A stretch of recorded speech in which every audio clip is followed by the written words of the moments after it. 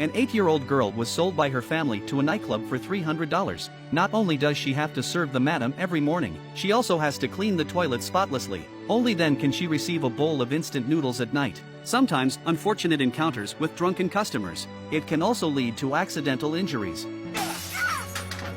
The girl's face is scratched by broken glass, but the madam only casually applies some antiseptic to save money. Terrified, she bursts into tears. But no one here cares if she lives or dies. The girl's name is Changli. Her mom smuggled her to live in Seoul a few months ago. Eventually, her mother's business failed, leaving behind a huge debt. Choice but to mortgage her to Mr. Shek, a debt collector. Her mother called and said she would pick her up the next day, but Changli waited for a long time and never saw her mother's figure. But Mr. Shek knew her mother wouldn't come back.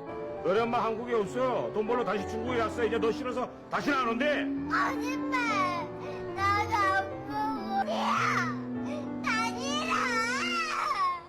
나 엄마 따라갈 거란 말이야! Hearing this heart-wrenching cry, no one could remain indifferent.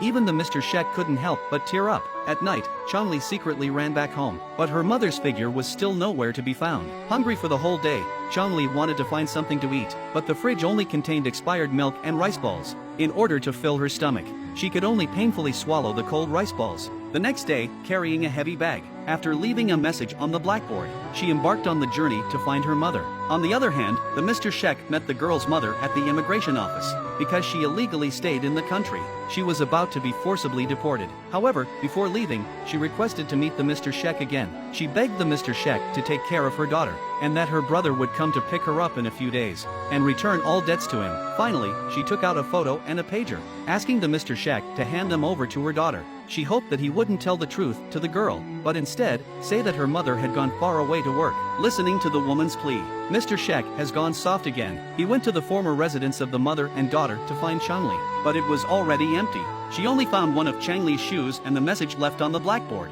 Changli walked from day to night. She had already walked 10 kilometers along this railway. Suddenly, a man with a creepy smile blocked her way.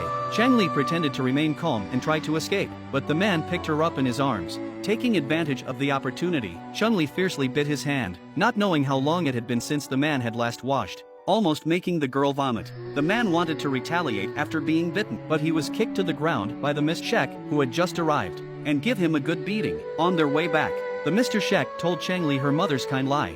진짜요? 엄마가 그랬어요?